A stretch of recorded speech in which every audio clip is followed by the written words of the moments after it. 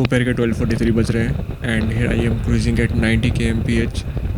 But ऐसा लग रहा है कि डिस्टेंस कम ही नहीं हो रहा है। रोड आए जा रहे हैं, कभी डिस्टेंस कम ही नहीं होता है। नागपुर तो इतना धीरे धीरे पास आ रहा है। बट टेम्परेचर बहुत अच्छा है, 27 डिग्री सेल्सियस है। बादल छाए हुए हैं तो चलाने में अच्छा लग रहा है। टेम्परेचर बहुत ही कंफर्टेबल है, तो इतना मुझे थकान नहीं हो रही चला करके, जो कि अच्छी बात है।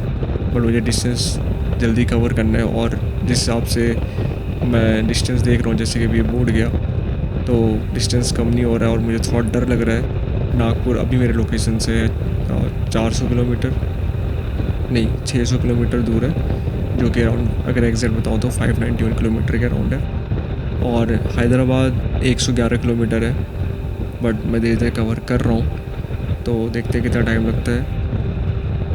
और मुझे थोड़ा डर भी लग रहा है because I am running dangerously behind schedule on a 2200 kilometre and मेरे पॉकेट में बजट की काफ़ी कमी है। ये कॉम्बिनेशन डेडली है लॉन्ग राइड्स पे। अभी के प्लान के हिसाब से मुझे नागपुर में स्टे लेना है और मैं अर्जेंसी में स्टे नहीं ढूंढना चाहता रात के 1-2 बजे 12 बजे के भी आसपास। तो मैं ट्राई कर रहा हूँ कि मैं शाम को 7 या 9 बजे के आसपास अगर पहुँच जाता हूँ देन इट्स गुड। और 2200 किलोमीटर का राइड है और मैं सोलो हूँ इस राइड पे, दैट्स द थिंग। उसका मुझे थोड़ा डर लग रहा है। अगर मैं नागपुर तक पहुँच जाता हूँ, पहले मुझे हैदराबाद क्रॉस करना पड़ेगा डिसेंट टाइम पे। अगर मैं वो क्रॉस कर लेता हूँ दैट इट्स गुड। 1:30 हो गए हैं और अभी तक मैं हैदराबाद नहीं पहुँच पाया हूँ। हैदराबाद मेरे लोकेशन से भी 60 किलोमीटर दूर है और नागपुर है 560 किलोमीटर अभी मेरे लोकेशन से। तो ऐसे बीच बीच में ट्रैफिक्स आ जाते हैं जहाँ पर मुझे रोकना पड़ता है, स्लो करना पड़ता है बाइक को भी कहीं ना मेरे को अब ऐसा अंदर से फील आ रहा है कि जल्दी चलाना है बाइक, जल्दी चलाना है, स्पीड करना है, स्पीड स्लो नहीं करना, जो कि अच्छी बात नहीं है। तो कहीं ना कहीं ये साइन है फटीग का, थकान का। तो इन सब बातों का मैं ध्यान रख रहा हूँ कि मुझे थोड़ा ध्यान रखना है कि अपने आप को पुश नहीं करना। अब जैसे कि आपने देखा ये गाड़ी वाला भी जस्ट कितना क्लोजली ये लेके गया, तो मुझे इनसे थोड़ा सा डर लगता है। पता नहीं कुछ कार वालों को दिक्कत होती है, खास करके जो हैवी SUV वाली गाड़ी चलाते हैं लोग। तो ये बाइक वालों को देख करके ना बहुत ही क्लोजली लेकर जाएंगे कट मार करके।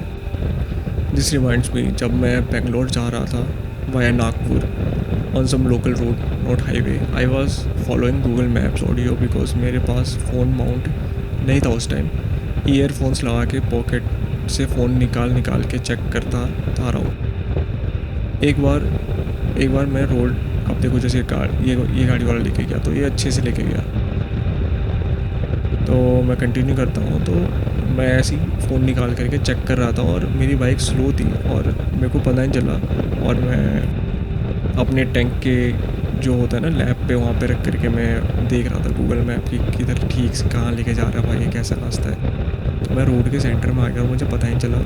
तभी पीछे से भाई एल्टोस आती है, ठीक है, और वो बंदा मेरे को हॉर्न मारता ही नहीं है, एकदम ऐसे सडनली कट मार के लेके जाता है। और उस टाइम गर्मी भी बहुत थी और मैं सोच रहा था कि अगर कहीं हल्की सी कहीं टच हो जाती गलती से और मैं गिर जाता, ठीक है, तो बाइक में कुछ दिक्कत आ जाती या फिर मुझे चोट लग जाती।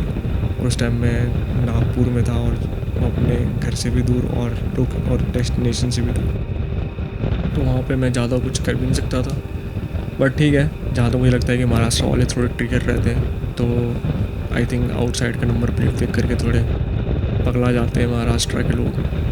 तो आई थिंक सब लोग नहीं होते, बट ठीक है, जो मेरा एक्सपीरियंस रहा वो मैं बता रहा हूँ।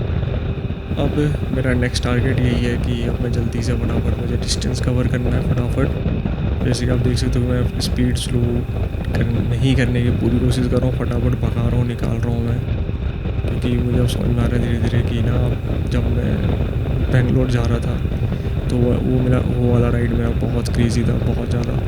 बट अनफॉर्चुनेटली मैं उसको रिकॉर्ड नहीं कर पाया।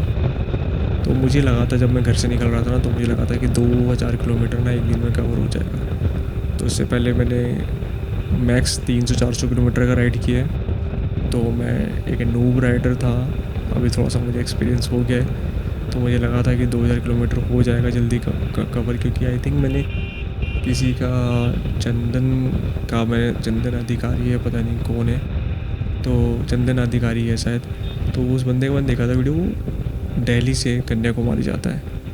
बट उसका जो मैंने देखा था ना कि जब वो बंदा आई थिंक अगर वो कर सकता है अचीव, तो आई थिंक 2000 किलोमीटर तो फिर भी कम ही है, क्योंकि दिल्ली से कन्याकुमारी तो बहुत ज़्यादा दूर है। तो वो बंदा दिखाता है कि उसमें वो कैसे वो कम टाइम में कवर कर लेता है। और जहाँ तक मुझे अच्छे से याद नहीं है, बट जितना भी मुझे याद है, मुझे शायद लगा था कि उसमें डाला था कि वो 24 घंटे में या 25-26 घंटे में कवर कर लेता है दिल्ली से कन्याकुमारी या फिर बेंगलोर, पता नहीं। तो लेकिन अब जब मैं एक्सपीरियंस कर रहा हूँ ना, तो मुझे पता लग रहा है कि भाई 2000 किलोमीटर क्या होते हैं। एकदम हालत ख़राब हो गई है। अभी तो नहीं हो रही, लेकिन जब मैं बेंगलोर आ रहा था तब ज़्यादा हालत ख़राब हुई थी, क्योंकि जब मैंने उस टाइम पे मैंने रूट प्लान नहीं किया था अच्छे से ढंग से, कुछ भी पता नहीं था मेरे को कि कौन सी रोड क्या है। तो मैं थोड़ा सा रैश ड्राइव कर रहा हूँ, क्योंकि अभी रॉन्ग साइड से एक बाइक गई, उसके बाद भी मैं धीरे नहीं कर रहा हूँ। कुछ तो करना ही पड़ेगा, क्योंकि मैं रात वाला सीन मैं नहीं करना चाहता। रात को तो विजिबिलिटी बहुत कम हो जाती है, दूसरा ट्रक बहुत चलती है उस टाइम पे। और ठीक है, अभी तो एटलीस्ट मेरे पास हेडलाइट है, फॉग लाइट मैंने एक्स्ट्रा लगवा रखा है, और NH44 पे हूँ मैं। लेकिन जब मैं बेंगलोर जा रहा था उस टाइम तो मैं NH44 कुछ भी फॉलो नहीं कर रहा था, जस्ट जो मेरे को कान में जो गूगल मैप ऑडियो बोल रहा था उसको फॉलो कर रहा था। तो अब मैं यहाँ पे रूट देख रहा हूँ, अभी मेरे सामने 2 ऑप्शन है हैदराबाद जाने का, हैदराबाद को क्रॉस करने का। पहला ऑप्शन ये है कि मैं सिटी के बीच से निकल जाऊँ, और दूसरा ऑप्शन है कि मैं एक रिंग रोड लेके चला जाऊँ। तो मुझे नहीं समझ में आ रहा है कि कौन सा लेके जाऊँ, कौन से रास्ते से। तो अभी मैं सोच रहा हूँ कि क्योंकि 50 किलोमीटर का ना डिफरेंस है, जैसे कि आप गूगल मैप में देख सकते हो कि बाहर से एक कर्व दिख रहा है, तो वो रिंग रोड है, आउटर रिंग रोड। तो उस रोड से जाने पे मुझे 50 किलोमीटर दिखा रहा है एक्स्ट्रा, बट जो सेंटर से जा रहा है उसका डिस्टेंस कम है, और मुझे जल्दी भी पहुंचना है। तो अगर मुझे पता है कि शॉर्ट डिस्टेंस ज़्यादा फास्ट होता है, अगर मैं एक नॉर्मल स्पीड में उसको बाइक को चलाता रहूँ तो। जैसे कि यहाँ पे क्रॉसिंग आ रहा है, मेरे को गूगल मैप बहुत इरिटेट कर रहा है, क्योंकि मैं बार बार जूम इन कर रहा हूँ, बार बार मुझे वापस से पीछे कर दे रहा है, स्क्रीन चेंज कर दे रहा है अपने आप ही। मैं एक बार देख लेता हूँ जूम आउट करके कि क्या है, बट फिर अपने आप ही जूम इन हो जाता है फिर। तो मेरे को बाइक भी चला रहा हूँ साथ ही साथ देखना, ये थोड़ा सा अनकम्फर्टेबल हो जाता है, क्योंकि रोड पे ही फोकस करना है, फिर मुझे बाइक भी चलाना है और रूट भी डिसाइड करना है, और मैं रोकने का तो ज़रा से मन नहीं कर रहा है, इससे तो मैं चलाता रहूँ, वो बेटर है। बट ठीक है, देखता हूँ।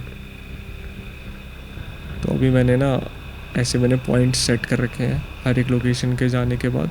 तो जैसे वो लोकेशन आता है तो मैं उसको कर देता हूँ, क्योंकि वो ना फिर अंदर NH44 छोड़ने के लिए कहता है। तो मैंने ऐसे पॉइंटर्स ऐड कर रखे हैं पूरे रास्ते में। तो उससे होता है क्या ना कि मैं NH44 में रहूँगा, और ऐसे मैंने 2000 किलोमीटर को छोटे छोटे चंक्स में डिवाइड कर दिया है ChatGPT की हेल्प से। तो कहीं ना कहीं मुझे हेल्पफुल है, और मेरे को मेरा गोल क्लियर है कि ठीक है, मुझे इतना डिस्टेंस आज कवर करना है, ठीक है। तो अभी मैं वही डिसाइड कर रहा हूँ कि मुझे आउटर रिंग रोड से जाना है, फिर सिटी के बीच से निकलना है। जितना मैंने देखा था यूट्यूब में वीडियो, बंदे जो जाते हैं सिटी के बीच से तो उनको ट्रैफिक बहुत मिलता है। बट अभी दोपहर का टाइम हो रहा है, तो ये ऑफिस आवर नहीं है, तो आई थिंक हो सकता है कि ट्रैफिक कम मिले इस टाइम पे।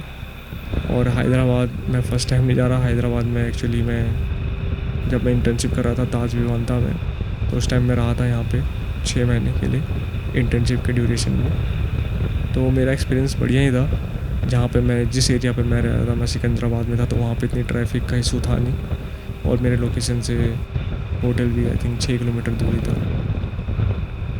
तो ना मैं परेशान हो गया यार इससे, मतलब बार बार ये गूगल मैप मुझको देखने नहीं दे रहा, और ड्राइव करते टाइम थोड़ी सी दिक्कत कर रहा है, क्योंकि मुझे कहीं ना कहीं रोड से मेरी नज़र हट रही है, मैं इतना फोकस नहीं कर पा रहा।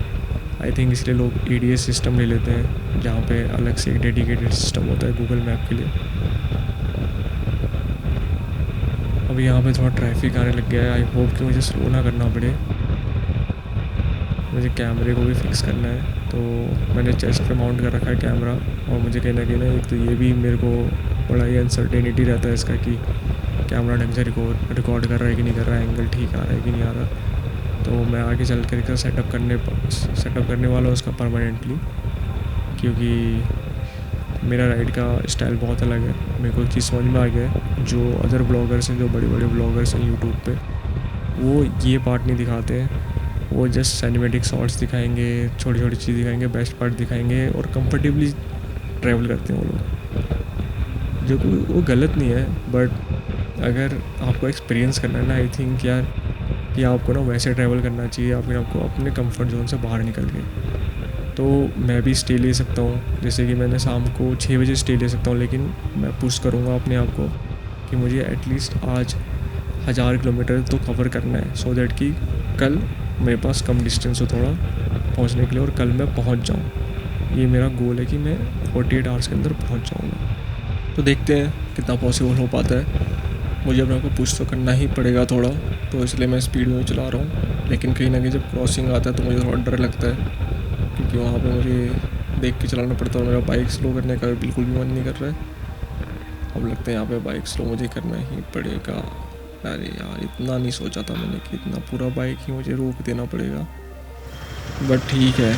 इसलिए मैं ना ज़्यादा हाई स्पीड नहीं चलाता, क्योंकि मुझे पता है कि ना कोई फ़ायदा नहीं है। पूरा एक स्टॉप आया था, फिर उसके बाद सारा का सारा जो आपने स्पीड चलाया, ठीक है, सब वेस्ट चला जाता है। इसलिए एक नॉर्मल, एक एवरेज कंसिस्टेंट स्पीड ज़्यादा मैटर करता है लॉन्ग डिस्टेंस कवर करने में, इंस्टेड ऑफ हाई स्पीड। अभी भी मेरा रूट डिसाइड नहीं हुआ है कि मुझे लॉन्गर रूट लेना है या फिर शॉर्टर रूट लेना है। तो अब मैं सोच रहा हूँ कि वहाँ पे पहुँच करके ही मैं लूँगा, जब हैदराबाद पहुँच जाऊँगा, जहाँ पे मुझे डिसीजन लेना होगा कि रिंग रोड से जाना है या फिर सिटी के अंदर से जाना है।